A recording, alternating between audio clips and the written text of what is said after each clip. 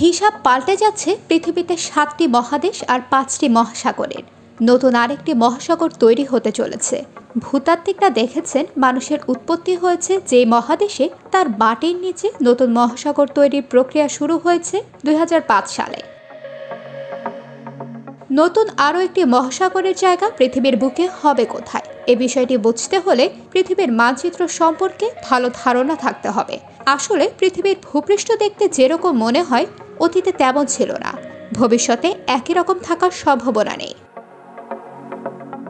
চলমানে প্রক্রিয়ার ফলে নতুন আরেকটি মহাসাগর পেতে চলেছে বিশ্ব। আফ্রিকা মহাদেশ ভেঙে দুটুকরো হয়ে যেতে পারে। ডান দিকের অংশ মিলে যেতে পারে ভারতের সঙ্গে, বাম দিকের ফাঁকা অংশে জন্ম নিতে পারে ষষ্ঠ মহাসাগর।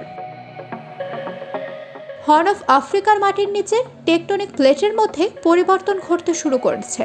2005 সালে ইথিওপিয়ার মরুভূমিতে 35 মাইল লম্বা ফাটল দেখা দেয়। তখনই মনে করা হয়েছিল আফ্রিকা মহাদেশ ধীর গতিতে ভেঙে যাচ্ছে। আসলে সেখানে টেকটনিক প্লেটে জমা হওয়া প্রচুর শক্তির কারণে এ ধরনের ঘটনা ঘটেছে। আগামী 5 থেকে 10 মিলিয়ন বছরের মধ্যে আফ্রিকা দুই টুকরো হয়ে যেতে পারে। এর ফলে পূর্ব আফ্রিকায় একটি নতুন মহাদেশের জন্ম হতে পারে বলে ধারণা করছেন ভূতত্ত্ববিদরা।